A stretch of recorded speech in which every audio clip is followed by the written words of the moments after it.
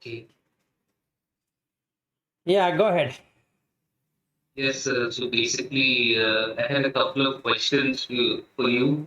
Right. Now, one, I was just wondering, it's related to an incident that happened to me. Okay. Like, you see, like I stay in a 1 BHK, Right. and right next to me, there's like a studio. Uh-huh. And like behind me, behind this wall, you can see that's a studio. Right. So, and the wall might not be very thick. So sometimes there's a lot of noise, etc. I can hear what's happening behind the wall. So, like last week, there's a gentleman who stays over there. So, like last week, I believe like his family, etc. come. So, there were like 4, 5, 6 people in the studio.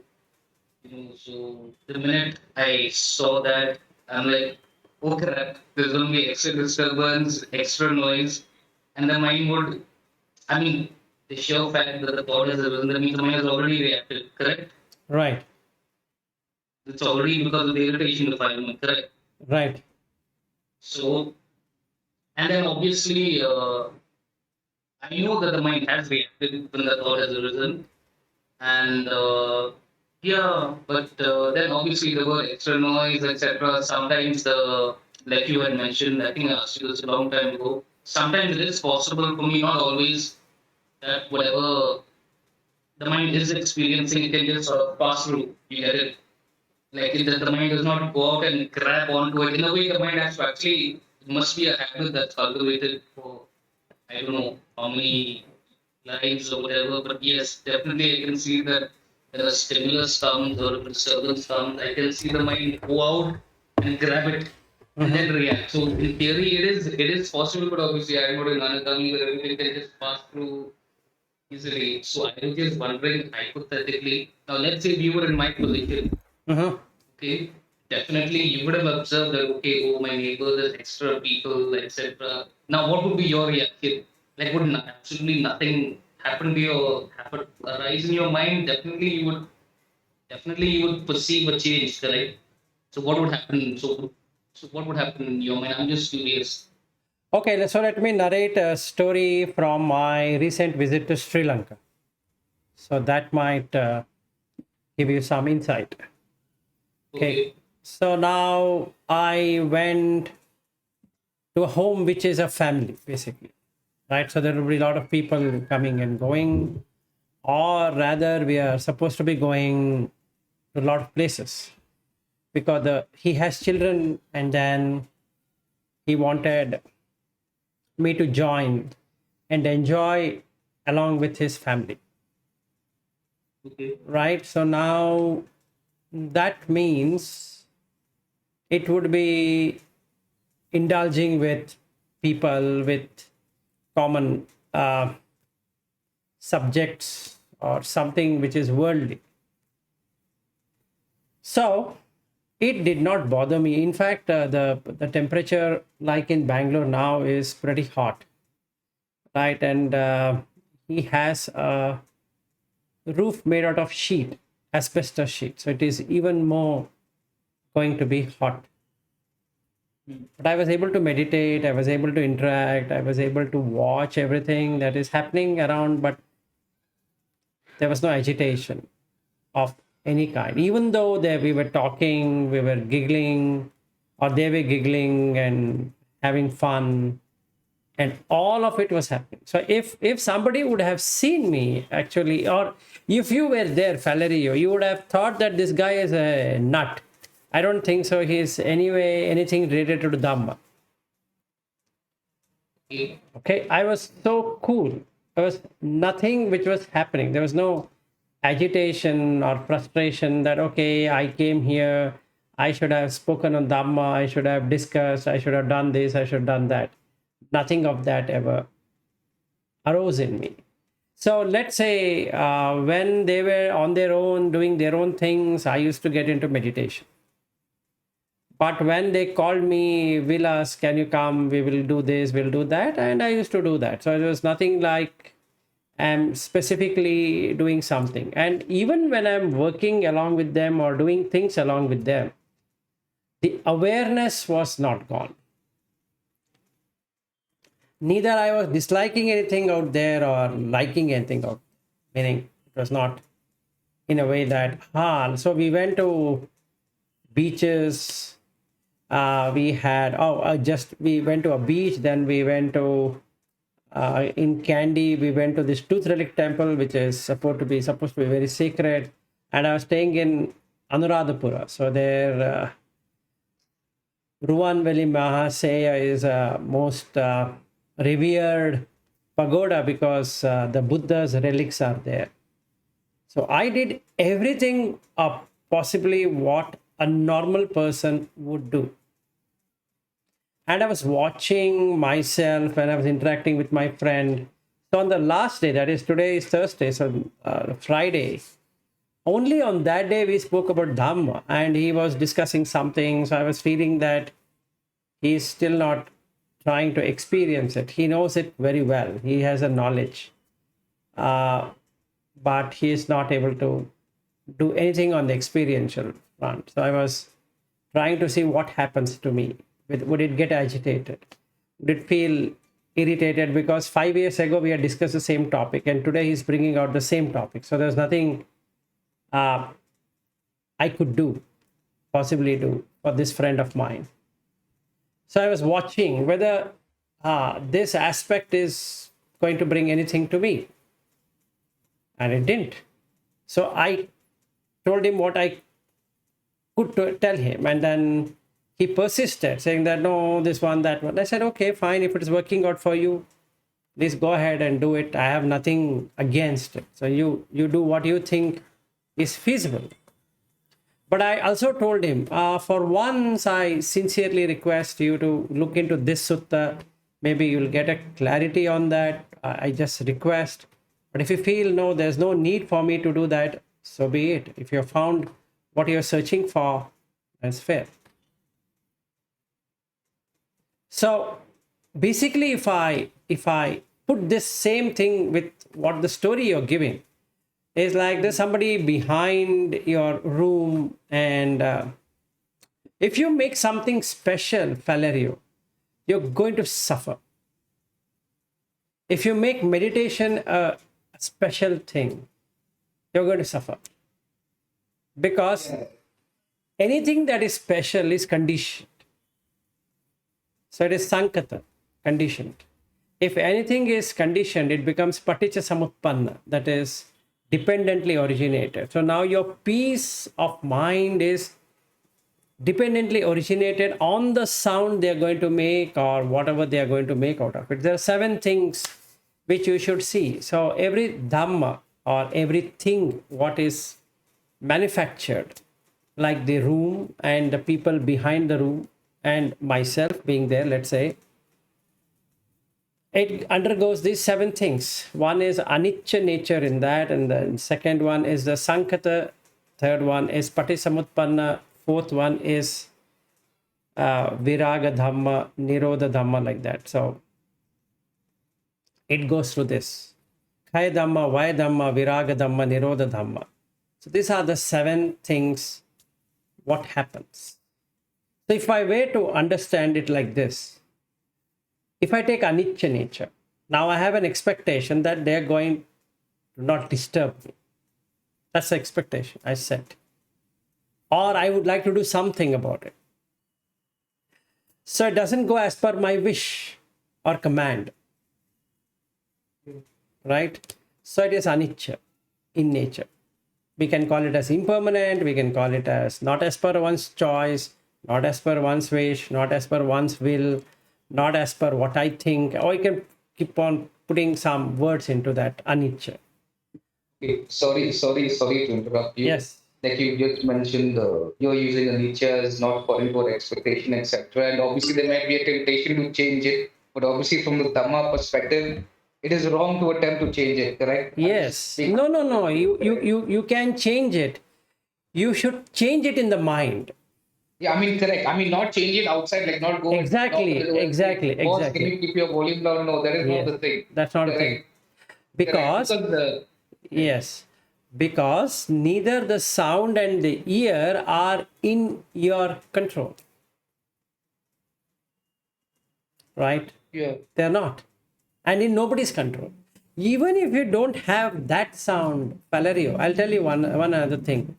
At his home, there are a lot of squirrels, there are a lot of different kinds of animals, birds, insects, you name it. It's a nature wonder. And there is this cricket that makes that sound, and it makes continuous sound, meaning it doesn't stop even for a second. And it's so irritating actually in the tree. And in his home, it echoes because there are no houses nearby. He's staying almost like in a forest. So if I were to see what's happening is that it's so difficult. Or what would I do with that cricket? Go to each tree and tell it, hey, shut your mouth, I'm trying to meditate. Right? So that I had a very great experience. At least with humans, you can go and converse and say that, hey, you know what, I'm getting disturbed. Why are you playing sound at this volume? And why are you doing this and that? And they might either get offended or they might reduce. But what about cricket? Yeah, correct. You don't know what will happen also over there. Correct. Yeah. Yes, and then look at the cricket and look at these different kinds of insects. And then I'm sitting and trying to meditate. If I put the window, it is pretty hot. If I open the window, there are so many different kinds of insects coming inside. So much of distraction and so much of worry it brings in. Because if I were to close my eyes and trying to meditate, some sound will come and goes away, and then another thing, and it is ants keep on climbing up and going down, and one ant wanted to enter into my shorts what I had worn, and so a lot of things have happened. Right? So now what is that I'm supposed to do then? What's the thing? Should I run away from that place? Maybe yes. So basically, if we see, when we practice anicca, it's about first understanding that it cannot be as per one's wish and choice. It cannot. Wherever you want to stay, whether you want to stay in the forest and go to the forest meditation, or in the monastery, or wherever you want to do. So you are going to encounter this sight and sound and taste and all of that as an obstacle, for sure.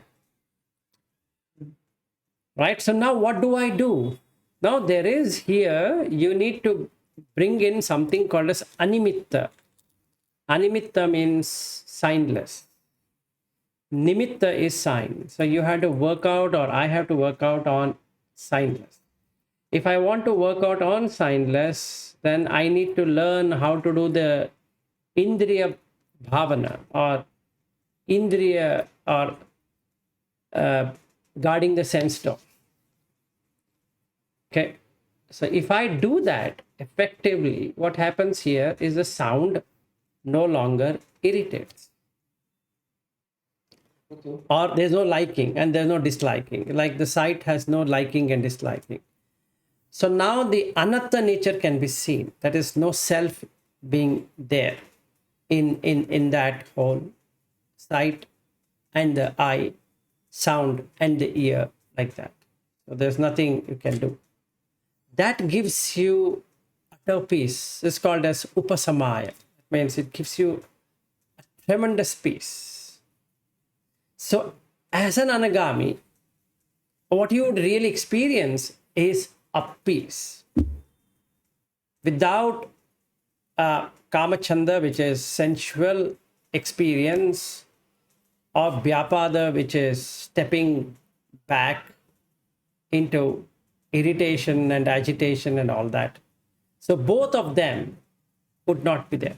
So basically you can survive anywhere and yet do the meditation, like what you do the breath meditation of Goenka. You can do it perfectly sitting in that without having to get disturbed with anything. So I start with watching the nostrils, and then where we're touching, and etc., and then get into body scanning or whatever that needs to be done. So fair, because the sensations takes me into the next dimension. So I can drop the sensation off and then try to look at what is really happening. Right? So now no sound, no sight, no taste, no touch, no smell, no thoughts. And beautifully I can get into that. Just takes few minutes and done. Don't have to be bothered. What are you referring to right now with with no sight, sound, blah blah blah, no thoughts? Are you referring to something like the cessation of perception and feeling? Yes, you will get into the cessation of feeling and perception. Yes. Why? Because you are not connecting two things, meaning the consciousness is not connecting the sight with the eye and the sound with the ear, and then you literally don't hear to anything. Honestly, it's not that you're sleeping, but definitely you will not hear anything. Meaning the sound will be coming, not that the sound it becomes like a vacuum. No, but there is no thing to capture that sound, or there is no symbolization. There's no creation of a symbol. What is this which is coming? That's the same guy who's shouting. Yeah, yesterday he had shouted and he's doing the same. That is nimitta, symbol or a sign. Now, Our concept also. yes. So if I don't do that, he's shouting, still he's shouting, the voice can be heard, but there is no meaning to it. And when there is no meaning to it, the consciousness doesn't go and grab it. And when it doesn't grab it, it doesn't bring in that excitement in the mind, the feeling and the perception. The feeling of this object is neutralized. So the perception of that object is also neutralized. Right? So now you don't hear anything. Yeah, correct. So, whatever the perception basically, that's the main thing. Yes. So with perception, you create a symbol, nimitta. So animitta, apanihita, shunyata. So animitta is signless. Apanihita is desireless. Shunyata is void. So you experience all the three, which is Nibbana. Basically, you can sit wherever, like what I'm doing with you. I'm just doing what I'm doing. So there's nothing which is irritating or nothing is making me excited that I'm talking to you and we are doing this and I'm explaining and all of that. Even though I'm doing that activity. So there's nothing which is making me feel totally different. If I value something more than what I'm doing right now, then that creates excitement, that creates passion. And there is an expectation. And then all the things will start. Because the nimitta has been created, the symbol has been created. Okay, so that means I want to impress upon you that this is how we need to do or that's how we need to do. And then there's a lot of going around with it. What if not have to do anything of that? And just a relaxation.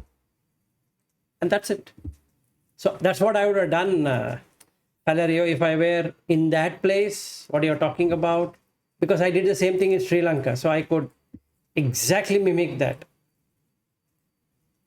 I get it, but basically,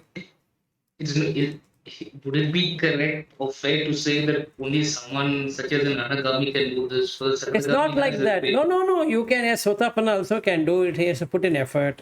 The effort keeps on reducing as we go higher. The effort goes on increasing as we are in our steps. Pardon, come again? See, the effort to get into that stage increases as we are in a lower. Let's say Sotapanna. He has to struggle a lot to get into that. In the Sakadagami's case, he has to struggle lesser than the Sotapanna. In the case of Anāgami, he has to struggle lesser than Sakadagami. And in the case of Arahat, there's no struggle. Because basically, The Anāgami shouldn't struggle at all in this situation if he's free. Anāgami is not struggling. But you know what happens here is that What's an Anāgami? He will get into jhanas, right? He has a raga for jhana. So the two things that is going to happen for an Anāgami. One is that he can get into the jhana, so he get addicted to it. And now let us say I'm in Sri Lanka and then I get into the Rupa jhana, Arupa jhana. Even when I'm sitting and so many people are sitting around me, like in the airport, I'm just sitting, just being like this, watching people. But I can get into the Rupa jhanas and Arupa jhana, let's say.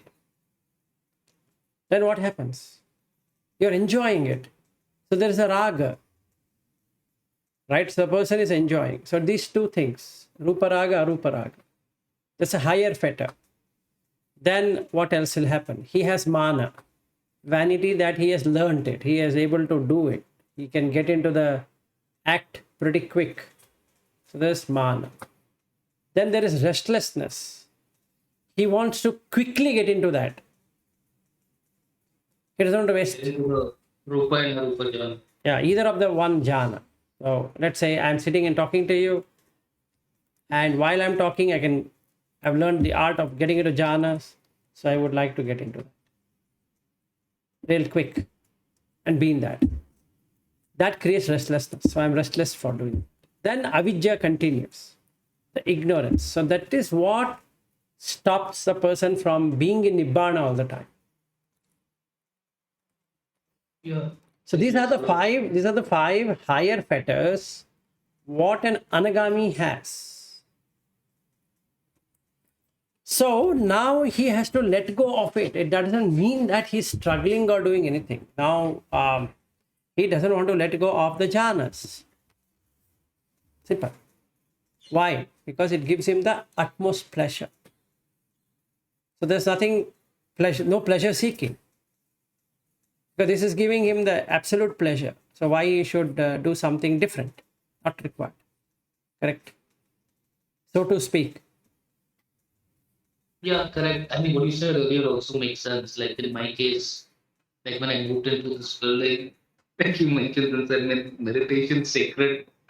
I think that time the noise would, if I hear the noise, I'm like, oh crap, crap, the whole thing is lost. But then slowly they came a time where it actually can pass through.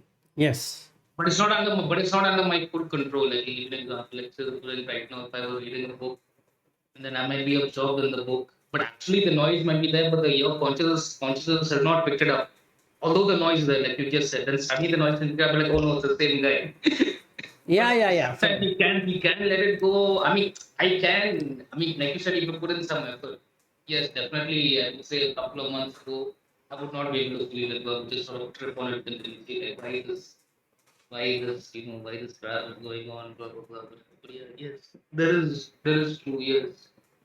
Maybe like to struggle as in the Sutta and Anāgami doesn't have to struggle.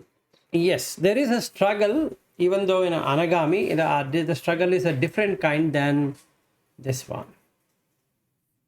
And then you can find it out for yourself that it happens.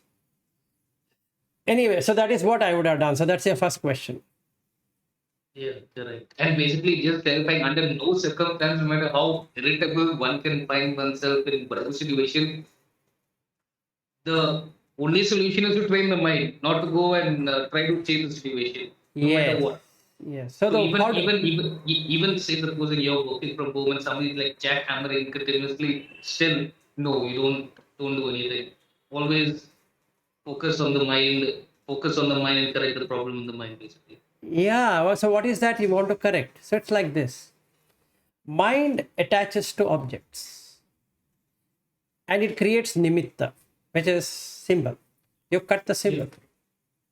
Simple. It's the consciousness which is connecting two things. If consciousness can remain pure and bright, it will not connect two things. That's okay. It has done what it did. Yeah, it has done. Just verifying, I know, but just to be 100% sure, maybe my people might see, but yes, that this is the beauty of the Dhamma, that the mind should remain perfectly balanced no matter what the situation. Because Yes. nothing is under our control, we really don't. And the second question that I wanted to ask you It's was that sleep. I had shared this video of that Bante, and he had mentioned something very interesting that resonated with me, because in a way I can what he said in that 1 minute of the video that I mentioned, it goes with my experience, or it seems to affirm my own experience, where he says that if you like or dislike experience, what's going to happen is that it's going to create more experience. Right. Can you elaborate on that? Okay, so now let's say, what is an experience? First, we need to understand, when we say I'm experiencing, what's that experience we're talking about?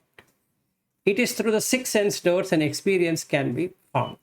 So if we take a Pali word and then we can go through in English, so the chakuncha paticca rupecha uppajjati chakku viññanam. So that means chakku is the eye, paticca means bringing together, rupe is rupa, form, uppajjati arises, chakku viññana, the consciousness of this sight. This is what we need to really understand. So the experiencer is one, experienced is another one. These are the two things. Consciousness can give you the experiencer effect and the experienced effect. So that's why it is a magician.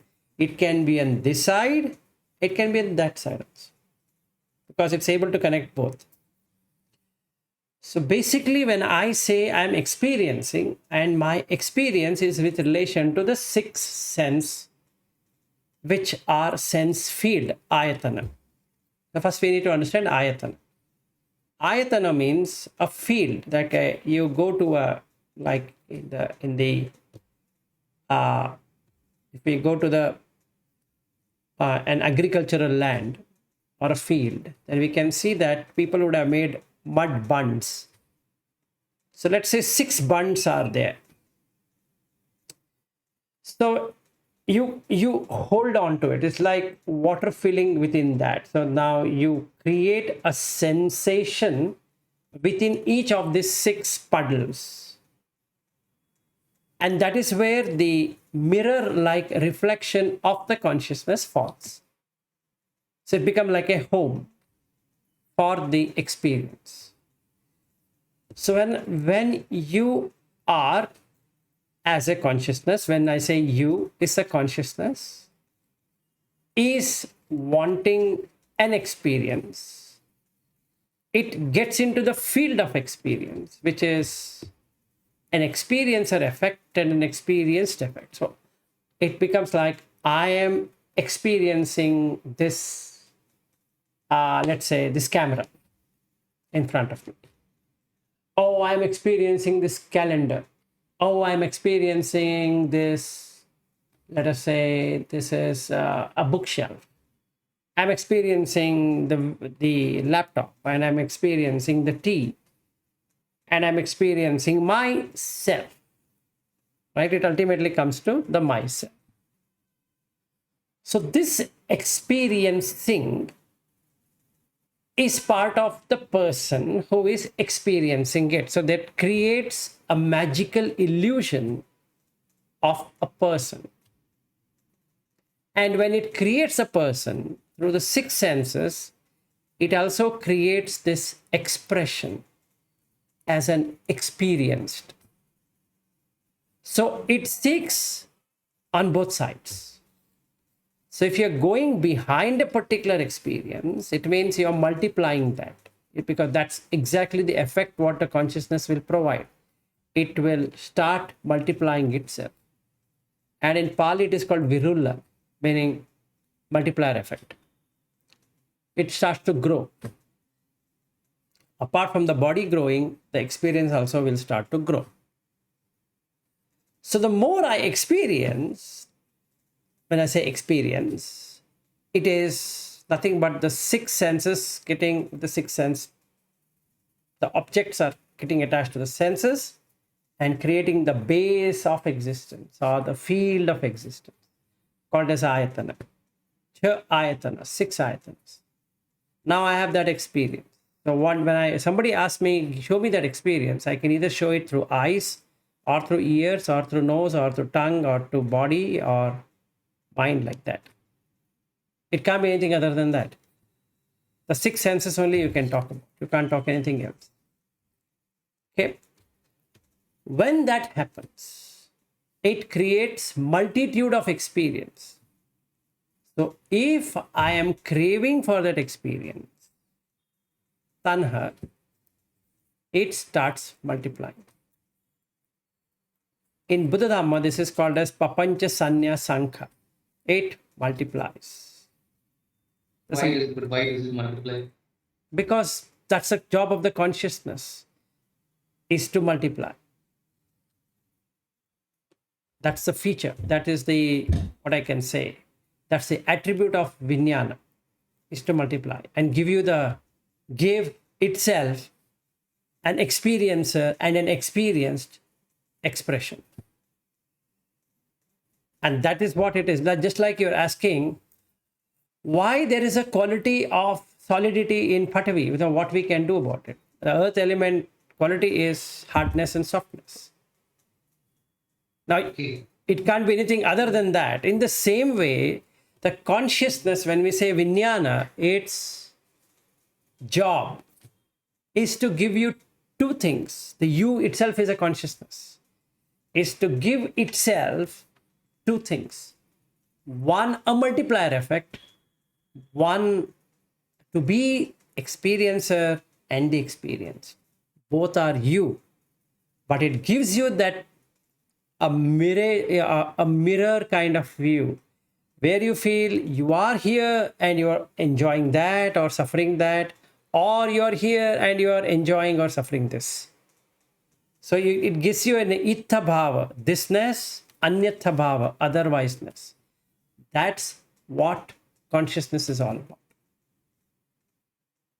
That's the attribute of consciousness, or a quality of consciousness. And that's the reason in the Pena Pindupama Sutta, Buddha says, Maya upamancha viññanam is like a magician. And that is how it is.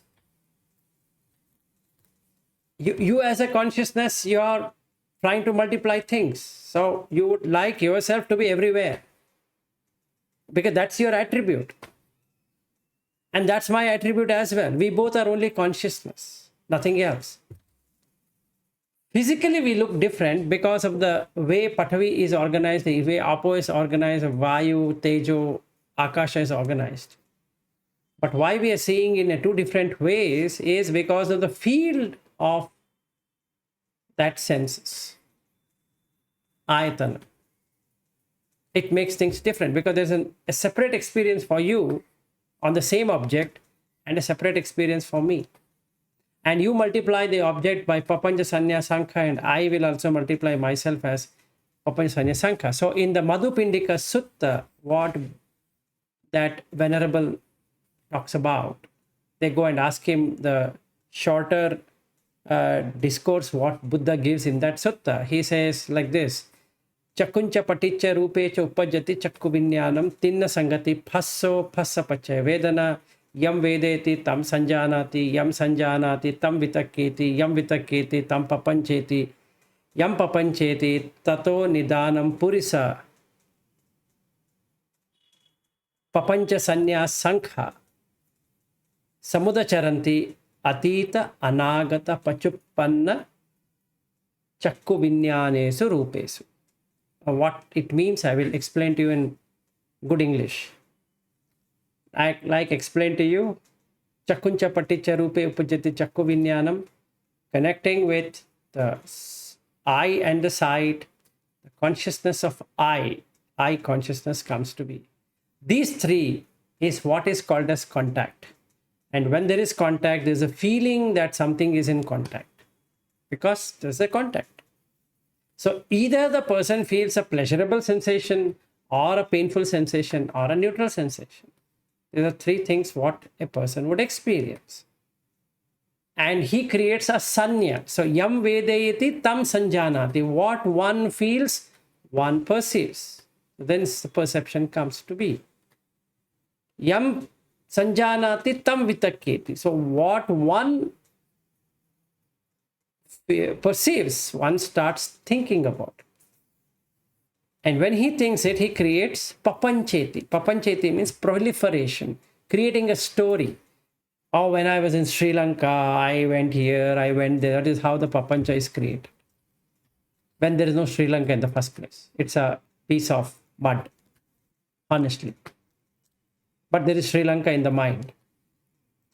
Yam papancheti tam vitakketi. Yam vitakketi tam papancha sanya sankha samudacharanti.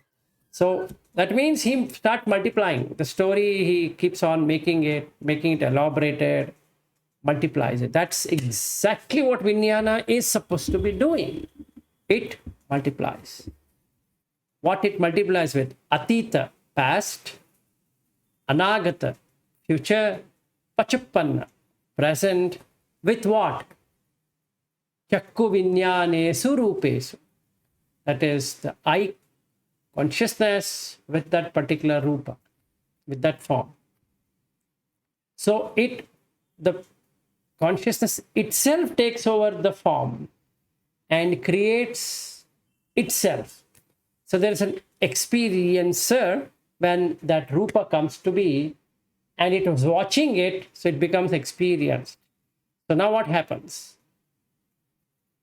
I use a language to say I saw it. When there is only act of seeing, there is no I seeing it.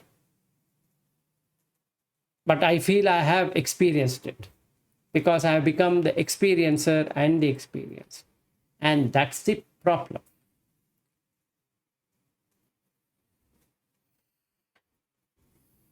So we need to really experience. When we say we really experience, means what? What should I experience? I have to experience, I as in consciousness has to experience without coloring. That is raga. Without tempering, which is dvesha. Without delusion, which is moha. Because that is coming in the front. That's the reason it is nivarana, curtain. So there are 5 nivaranas. One nivarana is kamachanda or abhijja. Second nivarana is vyapada. Third nivarana is thinamida. Fourth nivarana is udacha kukucha. Fifth nivarana is visikicha. So as a sotapanna, the visikicha is gone, but the other 4 remain.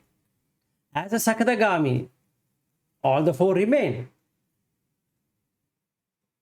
As an anagami, only the kamachanda, that is abhijja and vyapada, are gone, but the other things remain. Only at Arahat, this entire nivarana is gone. So the mind gets purified to a greater level as an anagami, and hence in the Buddha Shasana he is treated as a sekha, trainee. Anagami is no less than a trainee. He is a trainee. There are only 2 things. One, asekha, meaning no more training required. One, sekha, training is required. So when I become a sotapanna, I am an apprentice. And when I become a sakadagami, I am a senior apprentice. Or rather, junior apprentice. Or when I become an anagami, senior apprentice, but all are apprentice only. They're still working their way out. Why? Because the waters can push back and they can get easily involved with the chakku and the object, the sight, sota and the sound, shabda, like that.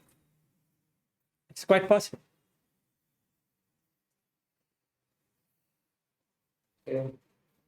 So Thanks for the elaborate explanation. Yeah, no worries. I'll have to re-watch that part again. You really explained it in detail. Definitely. Yes, I will. I'll That's the reason I thought I should be recording it, because it helps. So I will share it once I put it on YouTube. Okay, fine. Wait, can you just give me a minute? Yeah, go ahead. Yeah, just give me a minute. I'll come back. Just give me a minute. Ah, no worries, no worries. Don't take your time.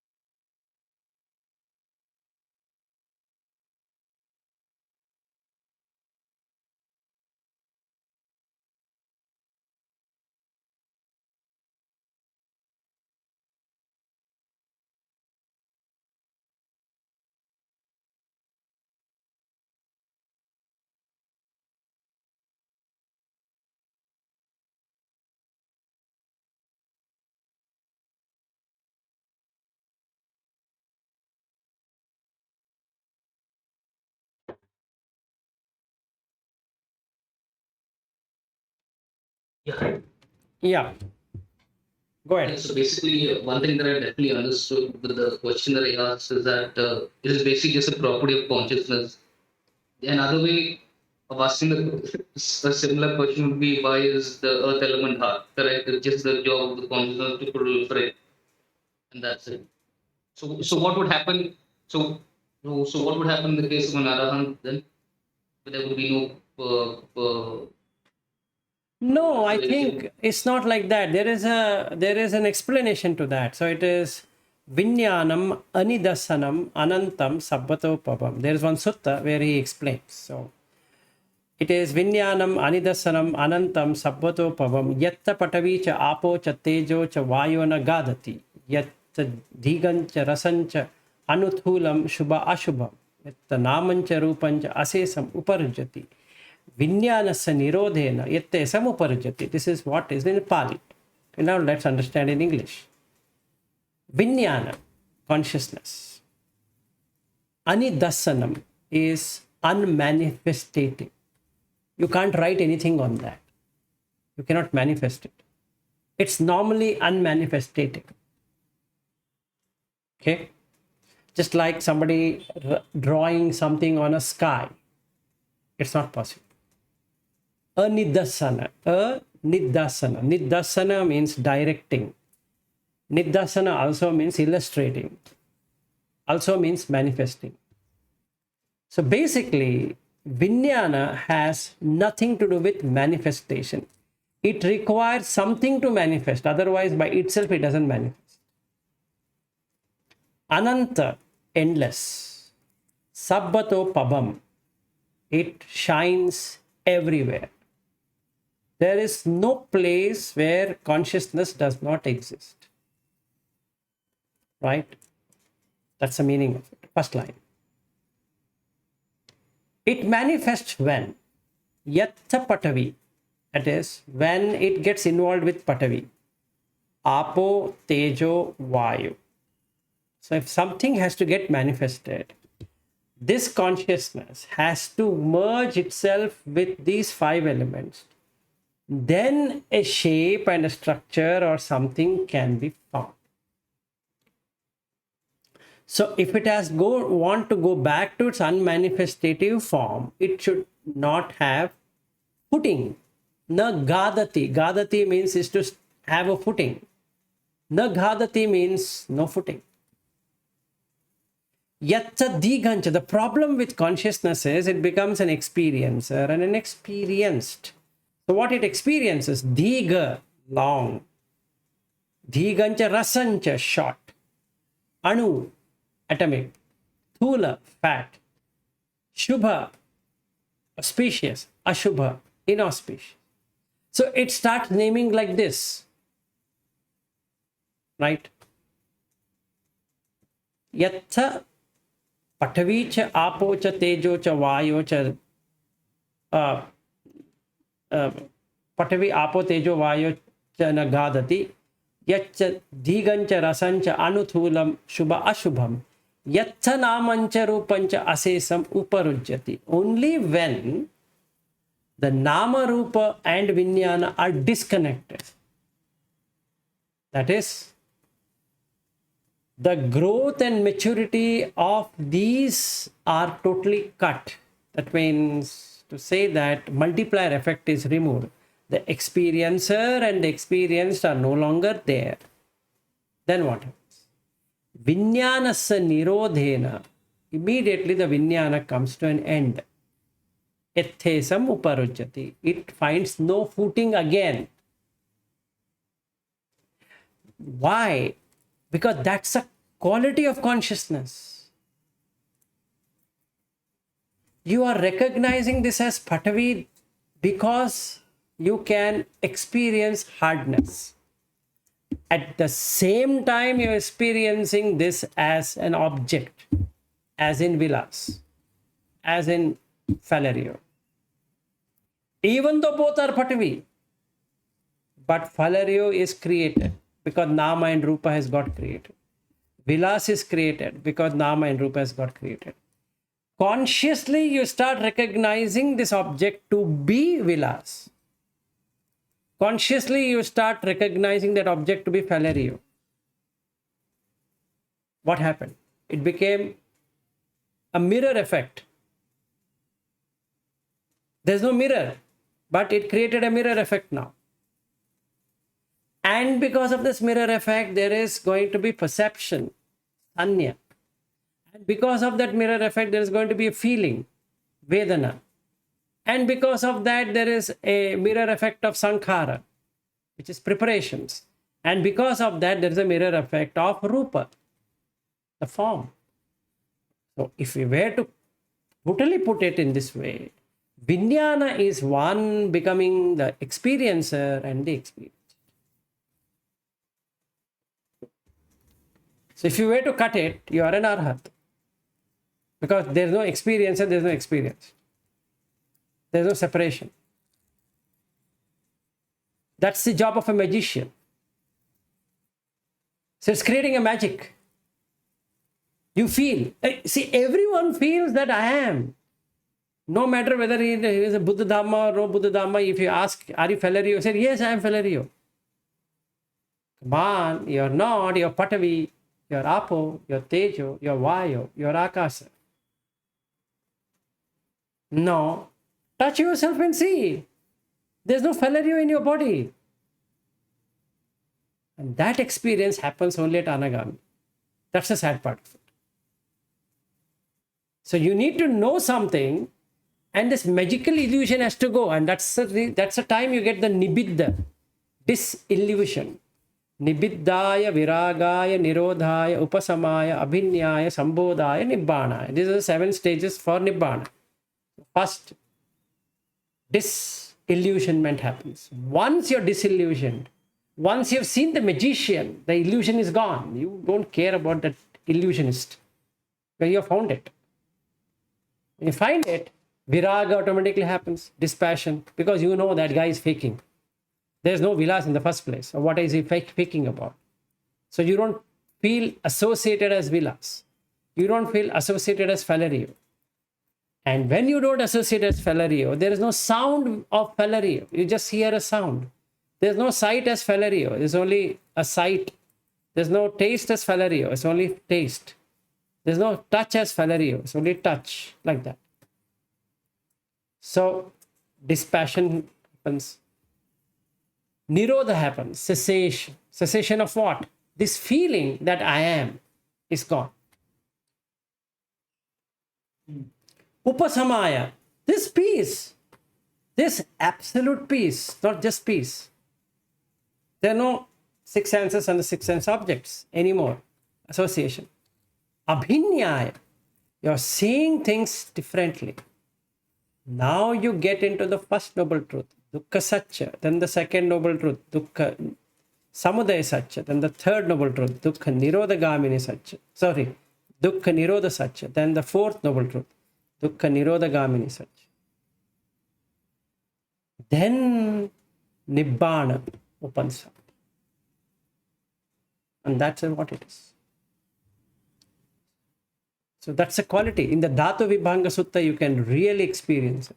The way he explains to Pukkasati is beautiful.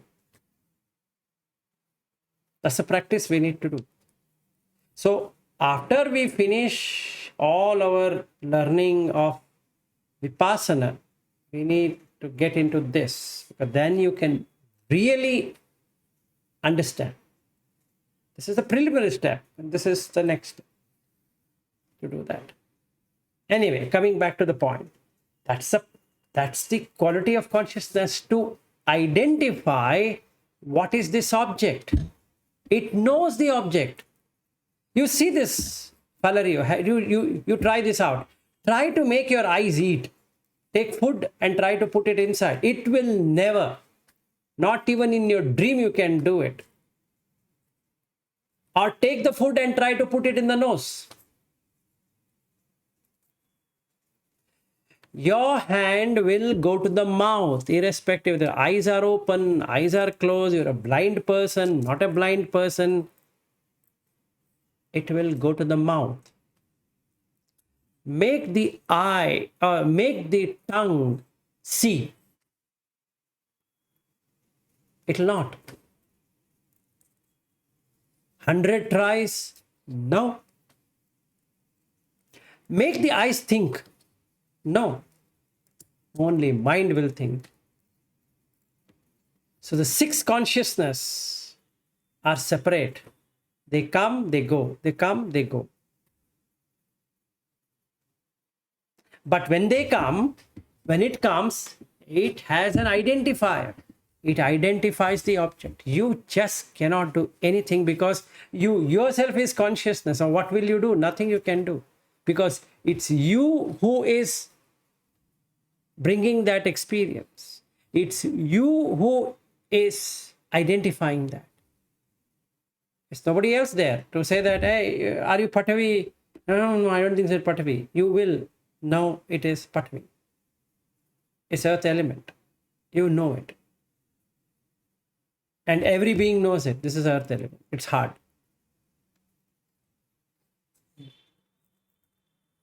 Right? So that's how it is. Because that's what consciousness means, to know. It knows. There's no other person to sit and say that, hey, consciousness, just shut up, I will tell you. No. So it's called viññānati. Kim viññānati? It knows everything. So it knows sukha, it knows dukkha, it knows this one. And in the Kajjaniya Sutta, he says, what is viññana? He says salt, sugar, all that. It knows the object, it knows the taste. What are you talking about? You can't cut it. The moment you put anything in the mouth, consciousness knows. It recognizes the taste. When something comes to the eye, it recognizes the sight. But it is distorted, it is defiled consciousness. And that's the one you are purifying it, that's all. Because if you allow it to do like that, it multiplies. So you are stopping that multiplier effect and seeing things as they are. Yatha bhuta jnana means seeing things as they are. When I see this thing, it's just a solid object. It has no name, no formation. When there's no formation, then there's nothing. There's nothing to be attracted to or to be repelled by that. So where does it get released? In the manasikara. That is, in the mental reflection, in that mirror reflection. That one which was mirroring it is gone. It's only the mirror exists and not the object falling on that.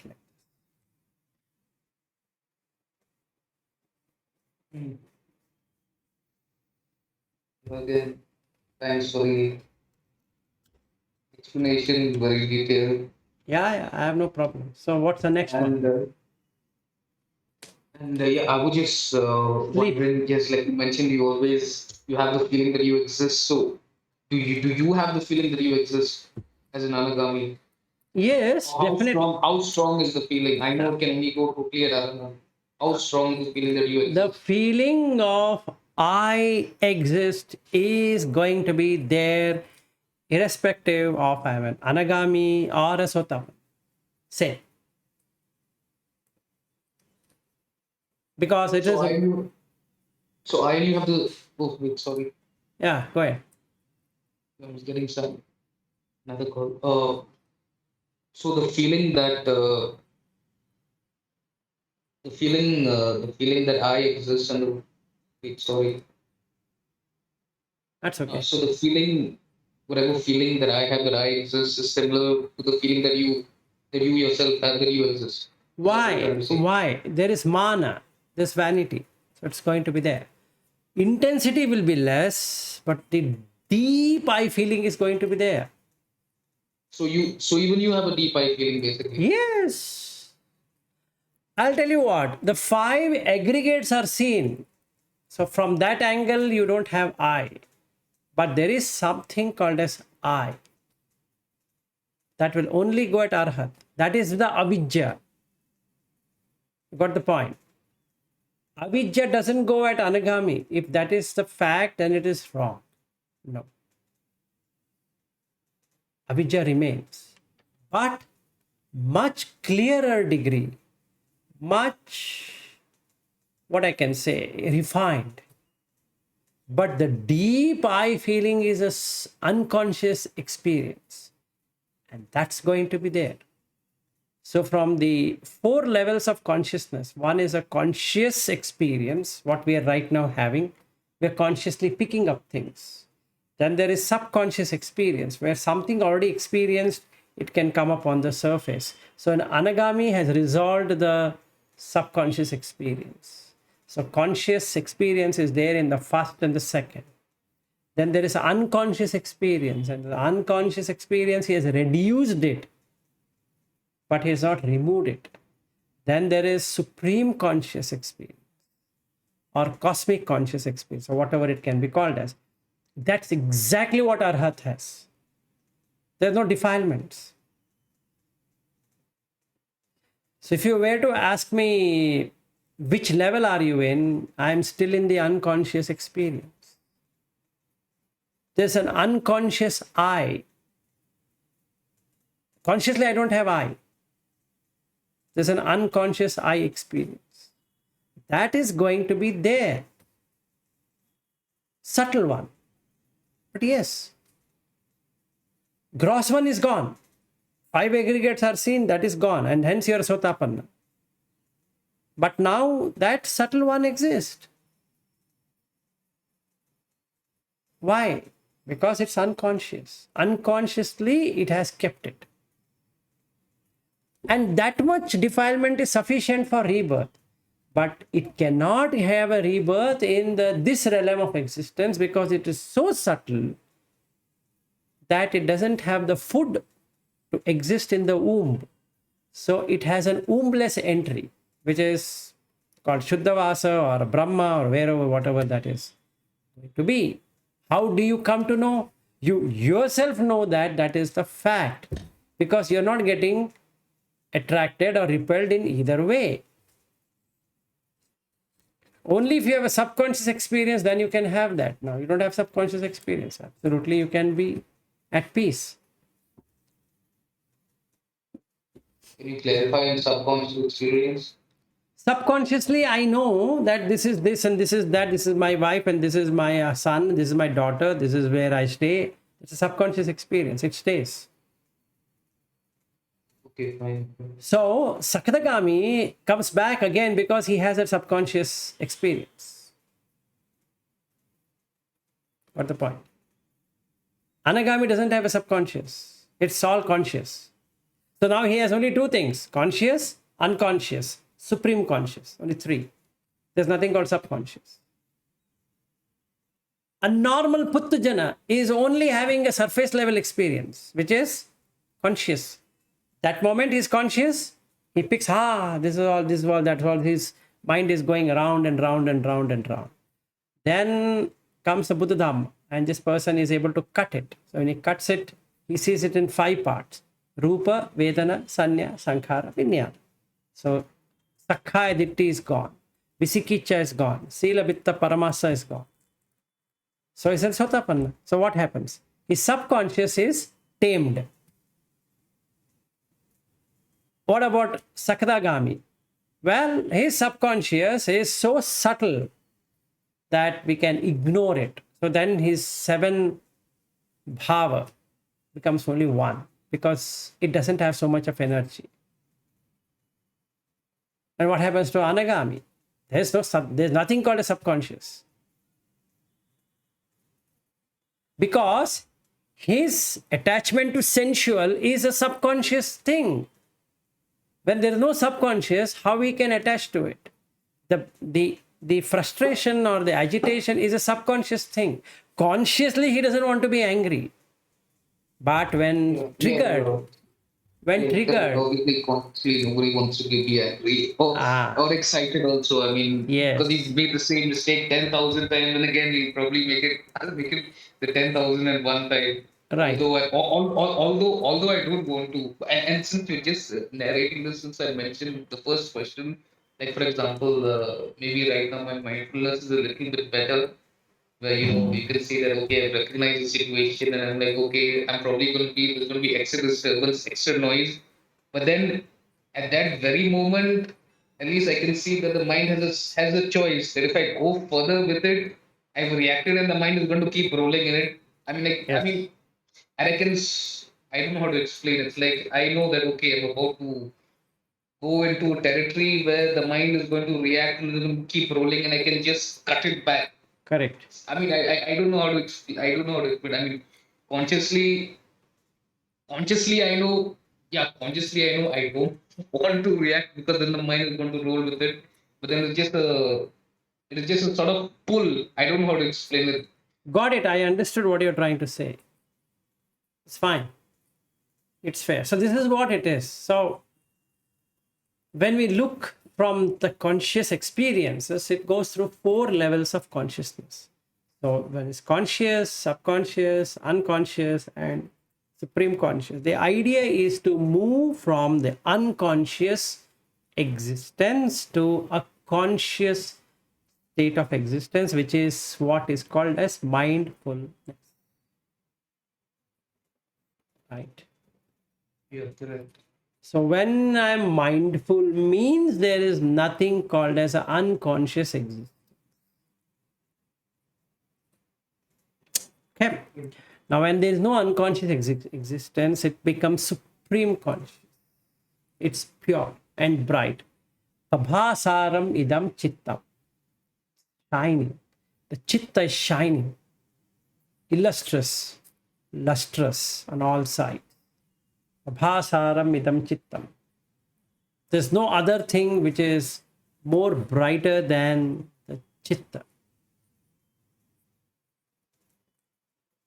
So he asked this question to Ananda. Ananda, is sun brighter? He says yes. Is moon brighter? Yes, not to the sun. Is fire brighter? Yes, but not as bright as sun and the moon. But he says there is another one which is brighter than the other 3. The brightest, that is chitta.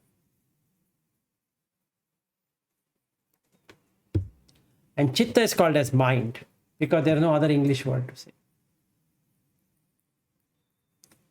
So in the 9 stages of viññana, there is a chitta and it becomes viññana. That means it gets no jnana. It doesn't have the wisdom of what it is. So the object is to go back and back and back and back and back and back and get into chitta. Then it gets into the pabhasaram idam chitta. So when that happens, what happens?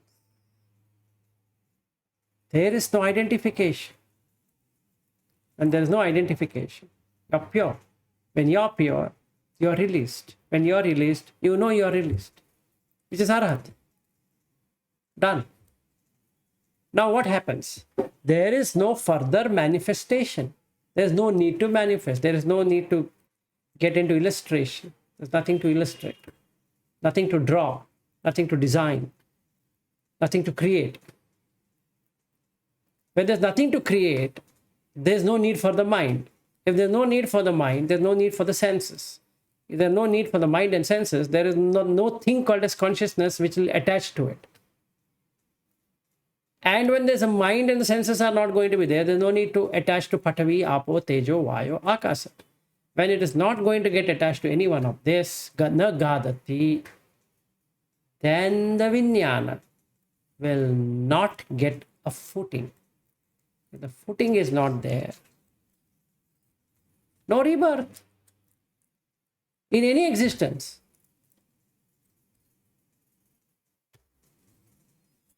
Yeah. Thanks for the explanation. And one last question. Like I mentioned, I have a Kalyan Mitra who practices the sensation technique, and definitely I can say he's not an Arahat, but he probably when I met him, oh, definitely from interaction with him, definitely I can say it doesn't appear that he has any agitation or sensual desire. Also, highly probable that he is at least an Anāgami, or unless there's something else which I don't know about. And I asked him for how long does he require to sleep, and it's of course impossible for him to tell a lie. So he told me that generally he sleeps for only 3 to 4 hours. He only requires 3 to 4 hours of sleep. So I wanted to ask you that, like, how exactly is this possible, and the amount of sleep required is dependent on what, and also what is sleep for an arahat, since he does not suffer from the meal. Okay, so now let's understand what is sleeping. Sleeping is part of relaxation. So when your mind is completely relaxed, it stops sleeping. Meaning, whatever the exhaustion of the body, the pains or the repair of whatever that should happen, it will happen in 3-4 hours time. So he doesn't get into the act of sleeping. You got the point. So let me give you a good illustration. Let's say I want to sleep for 8 hours or 10 hours. Why? Because first I have midha, not thina, midha, body sluggishness. Body is not in a malleable state. And because body is not in a malleable state and the mind is distracted, mind takes a lot of energy. Because the sight and sound and taste and touch and smell, it has to keep on manufacturing it, creating it. So it takes a lot of energy. When we say in science or medicine, we can talk it as neurons. And neurons are basically electrical impulses. Then it takes the body's fuel and starts using it up. So the brain uses maximum amount of energy. It's called brain drain. It gets drained out. So when it gets drained out, what is the next step? Is to conserve energy. The only way it can conserve energy is to shut down the system. So naturally the yawning will start and the person becomes even more lethargic, and then he ends up in sleeping because his energy has gone out. He needs time to repair. In the case of Anāgami, Arahat and all that, their energy doesn't go away anywhere. The energy doesn't go around the sense objects. So basically, there's nothing that they're losing. When they're losing nothing, why they should be sleeping in the first place? And hence it is, Buddha calls it as Jagariyanu Yoga. Jagara is to wake up. Jagariya Anuyoga. Anuyoga is, Anu is accordance. Yoga is to unite, to be with. So this person is now united with wakefulness because there's no energy drain. So you don't get tired. When you don't get tired, you don't require sleep. Only when you're tired, you sleep. Or when you've eaten so much that it requires a lot of energy to digest. So it shuts down the system. So eating in the night shuts down the system. So if you don't eat in the night, then the system is perfect. Why? Because it doesn't waste energy. If you don't see anything, then the energy is not there, not used. If you're not hearing anything, if you're not tasting anything, touching anything, all that. So you're fair. It's good. Good to go. So basically, number one, it's got to do with the food, and number two, got to do with the mind getting excited, notes its senses, that consumes more energy. Yes. That's it. Yes. And that's the reason the person would love to sleep. That's the reason the person Would love to sleep. oh, okay. Why? Because now he has to conserve energy. As a body shuts down everything, the brain will say, hey, you know what? The sugar is getting down. I don't have any energy left. So what to do? Okay. Think I had enough of Dhamma today. We go and sleep. Why? Because the person doesn't have energy. So the first thing you need to find about a person when you're interacting, whether he's an Anāgami or Arahat or whatever that is energy level. It is shown in the eyes and in the face, nowhere else. So you need to be a keen observer. With a friend whom you met, Kalyana Mitra, and what you're talking to me. So you should observe. Now you observe between him and me and see what you find. Let's do that assessment. Be nice. Try it out. What do you mean? What do you mean by assessment between you and him? Assessment in the sense that you wanted to know, he said 4 hours of sleep. It's correct. I also say the same, 4 hours of sleep. Now you're assessing the eyes and the skin or the face. Basically, because if somebody is an Anāgami or an Arahat, let's say he's an Arahat, as an example, right? So his eyes will be pure and bright. It will be so bright. And then his skin and his face is glowing. His eyes did catch my attention though. Yes. But then but they were bluish in nature. I don't know how it's possible. I want to zoom in on the photo. I take the photo, made him. I'm to zoom in. Definitely his eyes were bright, but then he did not. His eyes were not black color. I don't know. That's okay. See, the iris can be of any color. The iris can be of any color. That's Yeah, okay. but his eyes did catch me. His eyes did catch me right off the bat. Yeah, that means his energy is not going out. Simple. Why is that? What does that have to do with the eyes and the energy not going on? Energy goes through 6 senses. And the 5 senses are here only. Where else are there? On the face. Okay. Fine, yeah, fair point. So there's nowhere you to search for that, right? Yeah, And fair. eyes is the index of the mind. Whatever one is seeing and perceiving can be seen. You can see how he's doing A, B, C, D, E, F, G, H and all that. He's distracted. So the more he's distracted, the worse is his energy level. Yeah, it makes sense. It makes sense. And okay, and just a side question, you said about sleep, etc.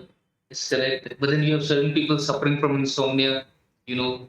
So very That is a separate issue. See, that is a bodily issue due to stress on the mind or on the brain or whatever you want to call. That is a separate issue.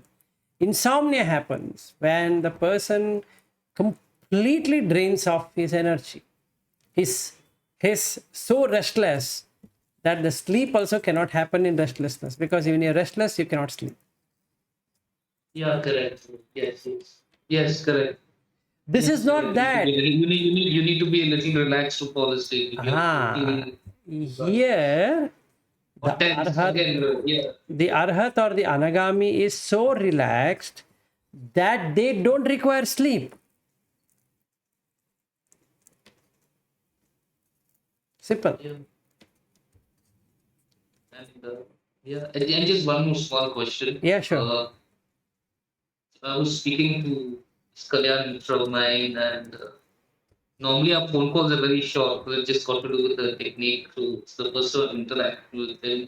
He was just mentioning some stories, etc., which were fascinating. Definitely, yeah, definitely. I got to know at least what level he is for sure. Definitely, he's very advanced in the path. He was talking about different stories, etc. It was very nice. And I think he had just mentioned that before I met him, uh, he was assistant teacher for a course at the Global Pagoda. Do you know the Global Pagoda Yes. in Mumbai. Goregaon? Mumbai, Yeah, yeah. in Mumbai. So there he told me that in the Global Pagoda, I don't know whether you know, but there is a relic of the Buddha. Yes, that also I know. In the, That has come from yeah, Burma. yeah, correct. In the Global Pagoda. So obviously, he must have been to the Global Pagoda a couple of times, I'm assuming. But he mentioned at this particular post where he was acting as a assistant teacher. Now, SM Goenka uses this word a lot. You don't use it, neither does the Buddha exactly use it, but SM Goenka keeps using the word vibration, vibration, vibration.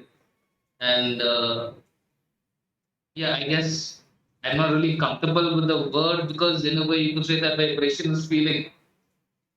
So, but anyway, this Kalyan Mitra of mine had said when he was acting as assistant teacher for for just a course which he had completed before I met him, he said that at that particular when he was meditating, he could actually feel something coming down from the relic and touching his body. And obviously, he does not speak in focus terms. Like he does not say, "Oh no, I feel calm and relaxed." No, no, no. He only speaks when he can tangibly feel something. I mean, that's just the way. So, can you comment on that?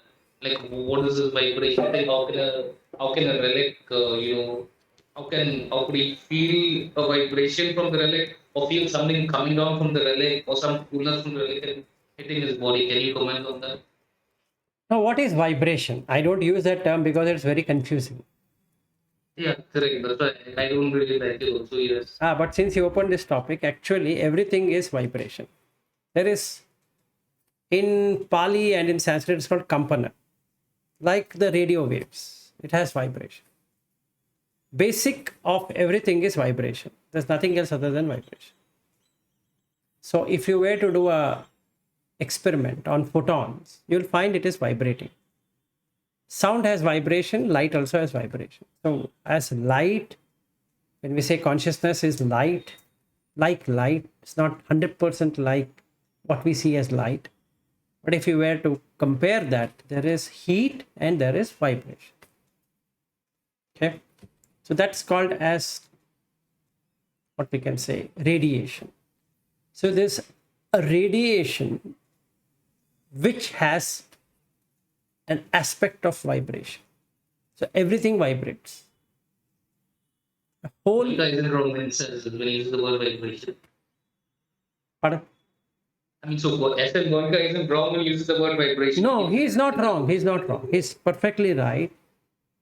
It's nothing to do with feeling. The basic thing in this world is vibration. That's the one which brings things together like this and keeps on dropping away. But since mind is at a gross level, it cannot see the vibration. So when you get into the deepest of the meditation, you can only feel vibration, nothing else.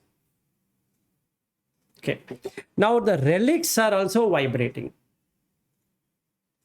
Basically. Right. Yeah, correct. Now what happens when three things would have happened to him? One, he has faith in his teacher, that is SN Goenka or Ubakin and all of that. And also the mind has caught up with that relics. So in that meditative or the jhanic experience, what really happens is you feel something is touching. So there is a contact and there is a feeling. Even though relics have been put on the top somewhere, but you feel that it is really touching you. And it is true to to that extent because both are vibration. So when it is vibrating, they both meet and you can feel that meeting. So you can feel it, that vibration, which is true. So what he has experienced is perfectly right. He's not faking. Yeah, correct. So, but based on everything in the brain, technically speaking, I can feel everything then in a way. That's correct. But when you no, when you get that experience, you really know it. See, intellectually we can say everything is vibrating and all blah blah all that because we don't have that experience. So first and foremost, you need to understand the magician viññana here in a very proper way. And when you experience that, when the consciousness experience itself in its real sense, then it just vibrates. And it can get whatever it wants at that moment.